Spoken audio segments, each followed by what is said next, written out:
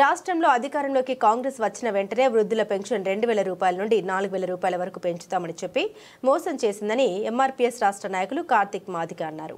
సోమవారం విహెచ్పీఎస్ ఎంఆర్పీఎస్ ఆధ్వర్యంలో వృద్ధులు వికలాంగులతో కలిసి కలెక్టరేట్ ఎదుట నిరసన తెలిపారు. తెలంగాణలో ప్రభుత్వం హామీలు విస్మరించడం దుర్మార్గమైన చర్య అన్నారు.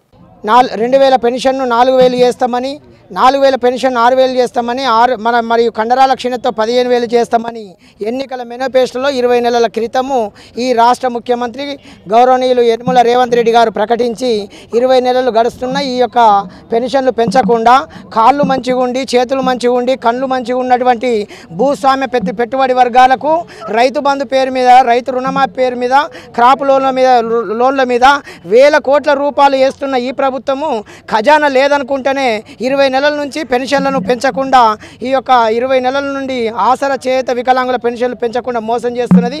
ఈ మోసానికి నిరసనగా ఈరోజు కలెక్టర్ దిగ్బంధ కార్యక్రమం విజయవంతమైంది. అదేవిధంగా ఎంఆర్ఓ ఆఫీసు అన్ని మండల కేంద్రాల్లో 12వ తారీఖు నాడు విజయవంతం చేస్తూనే మరియు 20 నుంచి మరియు 21 నుండి 26 వరకు అన్ని గ్రామ పంచాయతీల్లో ధర్నా నిరాహార దీక్షలు, 27 నాడు తెలంగాణ రాష్ట్ర వ్యాప్తంగా ఉన్నటువంటి జాతీయ రహదారులను ప్రధానంగా దిగ్బంధం చేస్తూ మరియు అక్టోబర్ 11 తారీఖు నాడు ఇంకా ప్రభుత్వం దిగిరాకపోతే, ఇంకా ప్రభుత్వంలో చలనం లేకపోతే, ఇంకా మొండి వైఖరిని ప్రదర్శిస్తే అక్టోబర్ 11 తారీఖు నాడు వికలాంగుల ఆసరా చేయుత పెన్షన్దారుల సత్తేందో ఈ హైదరాబాద్లో ఈ కాంగ్రెస్ ప్రభుత్వం చూడబోతుంది. కాబట్టి తక్షణమే స్పందించి ఈ పెన్షన్లను ముందుకు తీసుకుపోయి పెంచాల్సిందిగా విజ్ఞప్తి చేస్తున్నాం, డిమాండ్ చేస్తున్నాం, హెచ్చరిస్తున్నాం. జై వికలాంగ్.